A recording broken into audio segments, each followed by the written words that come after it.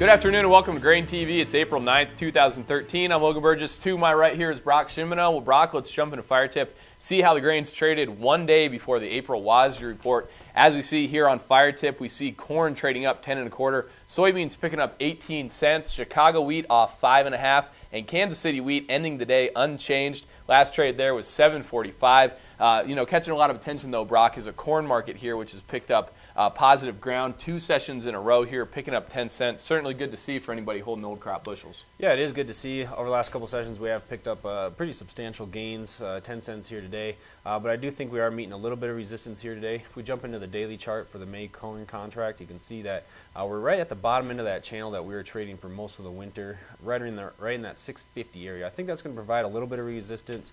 Of course, tomorrow we do get some more fundamental news from the USDA. Right. We might be able to get above that if that news is bullish, but I'm looking for that up into that report to provide a little bit of resistance right around that 650 area or so. Certainly, Brock. We've talked about the numbers a little bit here on the show. Yesterday we got into the South American production. If you guys are curious about that, go ahead and watch yesterday's episode of GrainTV. Today, though, we're really going to focus on U.S. ending stocks. Brock, can you kind of break down what the trade's expecting here, and then we can talk a little bit about where revisions might be coming from?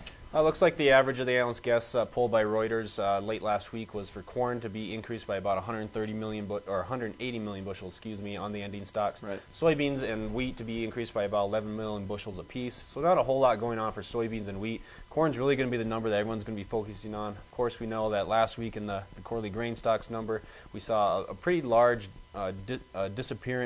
difference between what the analysts were expecting and what we actually got from the USDA, about a 400 million bushel difference to the positive side for greater quarterly grain stocks. So I think that's going to end up showing up here in the domestic ending stocks. Yeah, absolutely. The USDA is going to have to account for that. As you said, March 1st, those grain stocks came out about 400 million bushels higher than what the trade is expecting. And if we look here once again at the domestic ending stock expectations, you can see here that the range of analyst guesses are pretty darn wide. Here at Grain Hedge, we are on the higher end of those expectations. We wouldn't be surprised if we saw U.S. ending stocks come in around 850 million bushels, just based on the lack of demand here that we've been seeing throughout the market, or throughout the marketing year. Obviously, feed usage is one thing that people are going to be looking at extremely closely. That was reflected in that March quarterly grain stocks report, and we wouldn't be surprised if we saw the USDA revised feed usage down by 200 million bushels.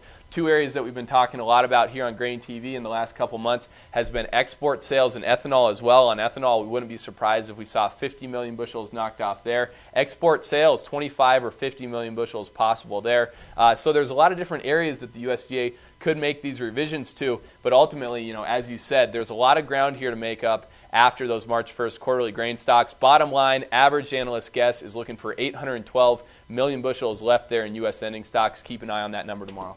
Yeah, it's definitely something to keep your eye on. Yesterday afternoon we did get a little bit of information about the winter wheat crop. Right. We saw the good to excellent ratings up by about 2%. I think that added a little bit of pressure on the winter wheat crop. Here today we were down about 5 cents or so for Chicago wheat, but that'll be something we'll have to continue to monitor as we move throughout the growing season there. Right. Another thing to note is we are still under new hours for trading. We open at 7 p.m. Central Time, close again in the morning, 7:45 a.m. for about a 45-minute break. Reopen at 8:30 a.m. Central and open to 1:15 p.m. Central Time. So the markets will be trading when those reports are released at 11 a.m. Central Time tomorrow. So that's something we're going to have to pay attention to. Absolutely. If you want live quotes over at your home or office for the big report tomorrow, visit us at grainhedge.com or give us a call at the office here, 877-472-4607. In general, Brock, I think that kind of wraps up the action that we saw today. Thanks a lot for joining us here on GrainTV. Have a great night. We'll see you tomorrow for the big report.